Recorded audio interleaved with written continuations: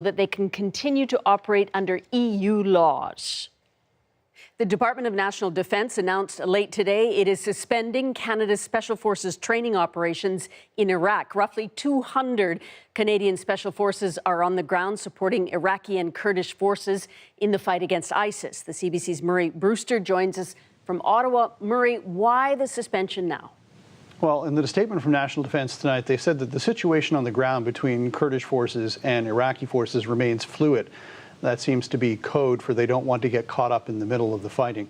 But Canadians have been there since 2014 training Kurdish forces for the most part. And the mission was recently extended in June by the Liberal government and to include the training of Iraqi forces in the attempt to continue the fight against little pockets of the Islamic State that are still remaining in Iraq. So Canadian forces were there to be boosting Iraqi and Kurdish forces' ability to fight ISIS, but with ISIS being routed in many parts and with the Iraqi and Kurdish forces clashing with each other, where would that leave the mission? Well, that's a very good question. Right now, the mission is suspended, and the military says it's going to remain suspended until the situation between the Iraqis and the Kurds is sorted out and becomes much more clear.